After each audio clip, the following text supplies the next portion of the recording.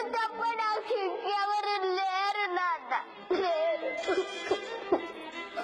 వర్షాలు కురవకపోయినా, పంటలు పండకపోయినా ఏమి కాదు నాన్న, కాదు.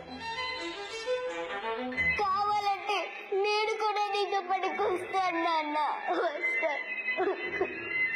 దిగు నాన్న, కిందకి దిగు. ఏం మాట్లాడుతున్నావు? ఏమైంది?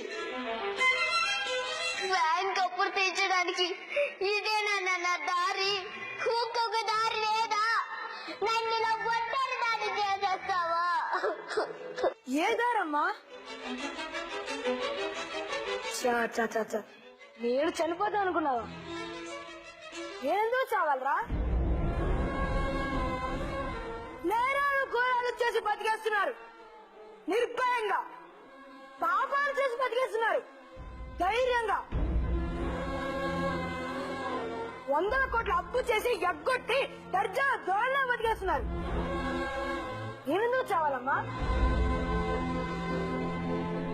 రైతు దేశానికి వెన్నుముక అది ఎవరో చంపడం కాదమ్మా, రైతులు నేను చెప్తున్నాను.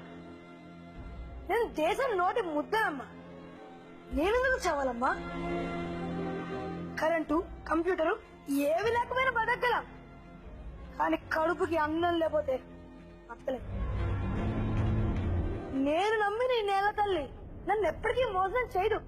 ఈ సంవత్సరం పంట పోతే పోయింది, వచ్చే సంవత్సరం మళ్ళీ ఈ తల్లి మీద భరోసాతో మళ్ళీ పండిస్తానమ్మా. అంతేకాని నేనెందుకు చనిపోతా అమ్మా? చంపాల్సింది చావాల్సింది మనం కాదు, మనల్ని కాదు, రైతు పండించిన పంటని మధ్యలోనే తినేస్తున్నా మధ్యవర్తుల్ని, దళారుల్ని. నాన్న